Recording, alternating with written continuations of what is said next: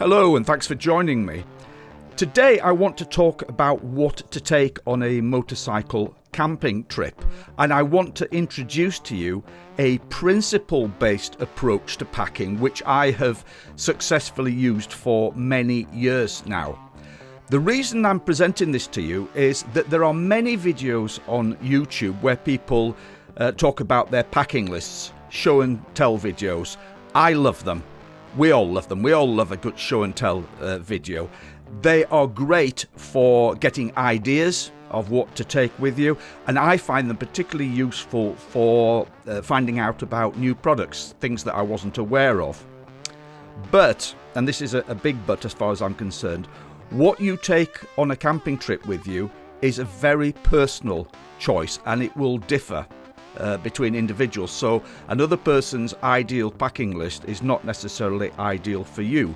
In my case, my packing list varies hugely depending on where I'm going, when I'm going, how long I'm going for, and what bike I'm riding. Therefore, I don't have one packing list. It varies enormously.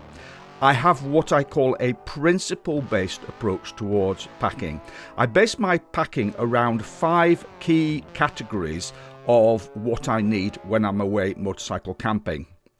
I will present these 5 categories to you, and then I'll talk about some of the principles of how what you actually take will vary according to the context. As I've said, where you're going and what you're going to do when you go there, what time of year you're going, the length of your trip, what bike you're riding, etc. The 5 categories of what you need to take with you on a motorcycle camping trip are, firstly, bike equipment. That's tools and spares that you need because you're going off on a longer ride. Secondly, some form of shelter. Thirdly, a sleep system. Fourthly, a cooking system. And then fifth, items for camp living, i.e. for when you're off the bike. I'm going to delve into each of these 5 categories in a little bit more detail, but before I do so, I just want to give you a couple of examples of how what I take with me can vary enormously according to the context. So, first example, if I'm going away with some friends just for the weekend to a motorcycle rally, then I will be taking a very different set of stuff than if I was going off on a long European tour. So, for example, if I go to a motorcycle rally, I typically don't take any cooking equipment with me at all. And the reason for that is that I'm going to be eating with my friends at the bar. Rally events always have some kind of bar and what have you. So I'm not going to be sitting at my tent cooking on my own. I'm going to be socialising, eating and drinking with friends. Therefore, I don't really need to take cooking equipment. However, something which is absolutely essential at a motorcycle rally is a nice, comfortable chair, because you do a lot of sitting around, drinking beer and talking with your friends. A second example would be if I'm going off lightweight riding on my little KTM, so I'm trail riding, lots of dirt roads, a lot of rough stuff, in which case I need to keep the weight of my gear to the absolute minimum. So the overriding rule there is keep it as light as possible. So I do that by taking a very small lightweight tent, I take a very lightweight stove cooking system, and I don't take any non-essentials with me and keep the packing weight really low. And my third example would be going on a very long continental tour. I typically go off for a couple of months at a time on the continent. When I do that, I tend to take a bigger tent. I usually take a 3-person tent with me to give myself plenty of room and comfort. And I will take what I call a full camp kitchen with me on a trip like that, i.e. a lot more cooking equipment, because for me, when I'm away on a long trip like that, then cooking is a very important, integral part of the experience, something I really enjoy. Before I get into the detail of the 5 categories, I just want to talk about one overriding principle which is very important to me, and I call that principle comfortable minimalism. By comfortable minimalism, I mean travel as light as you can, but without sacrificing comfort. Of course, what constitutes comfort is a very personal, very subjective decision. Some people's luxuries are other people's essentials. But I'll give you an example of, how that's changed my packing list over time. So when I was younger, I would never, ever have considered taking a chair with me camping for two reasons. One is I was quite happy sitting cross-legged on the ground. And secondly, back in those days, there was no such thing as lightweight camping chairs. They were big, they were heavy, they were bulky. But over time, two things have changed. One is I'm a lot older now and I find it a lot more difficult to sit comfortably on the ground for a long time.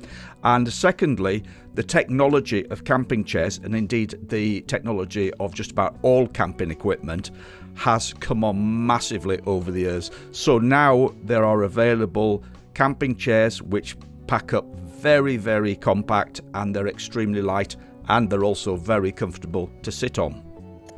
Because of this constantly changing technology and introduction of new products all the time, my packing list changes from year to year. And actually, at the end of each season, I review stuff, and particularly over the Christmas period, I like to watch a lot of YouTube videos, look on websites for new equipment, new technology that's coming out, and I tend to buy new stuff for the next camping season. This means that what I take with me now differs quite significantly to what I was taking with me 5 years ago and again, 10 years ago. It's constantly evolving. So I'll just want to quickly as I can now go through the 5 categories of what I talked about in what you need to take with you. So the first one was equipment for the bike. So what I'm talking about there is if you're going off on a longer trip, then you need to make sure that you have everything with you to look after your bike and deal with eventualities that you're able to deal with, such as punctures, things like that. So typically what I'm talking about is taking a basic toolkit that you can adjust things, repair things at a basic level. Obviously, if it's too big, then you're going to have to call rescue or call a garage. But a basic toolkit, and then things like chain oil, some kind of chain lubricant if you have a chain on your bike, puncture repair kit, possibly a little tyre pump as well to go with the puncture repair kit so you can adjust your tyre pressures. I do most of my motor camping on my Scrambler 1200, Triumph Scrambler 1200, and I have made a video about the toolkit that I put together for going off touring on that bike. So check out my channel if you want to see that video. The second category of what you need to take with you is shelter. Now, obviously, if you are going off and you're staying in hotels or hostels, then you don't need to take anything in this category, and this is why it's a principle-based approach rather than a packing list. But I'm assuming that you're talking about going motor camping. I have a couple of things which I've found with tents over the years, which I'll share with you. One of them is that it is useful to have a tent that will erect free standing, and that tends to be a dome tent. So one that doesn't need to be pegged out for you to be able to erect it. And that is simply because there are many places where I camp where it's very difficult getting pegs in, particularly in southern Europe. I'm talking about southern France, Spain, Italy, places like that. There are many campsites where the ground is just really hard. It gives you so much more flexibility if you can put your tent up and you don't need to peg it. So I've tried many tents over the years, but I've moved towards using a dome tent. The second consideration is the size of your tent. You need a minimum of a 2-person tent. I have a 2-person tent and I have a 3-person tent, so I have a few different tents that I use. And if I'm going off on a long trip, I will take a 3-person tent, because in reality, a 3-person tent is enough room for 2 people and their camping gear.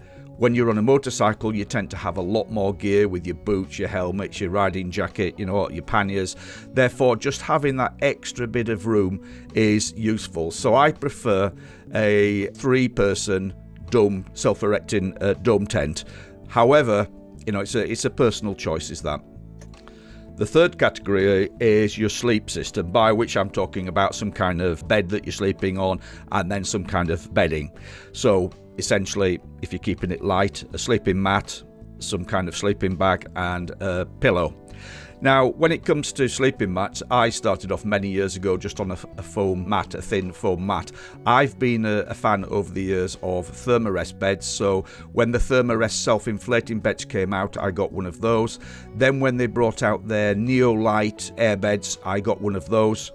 I have moved on to the Thermarest Neo Loft, which is a huge, thick airbed. It gives an extremely high level of comfort, but because technology is coming on, it packs away. It's very compact and very light.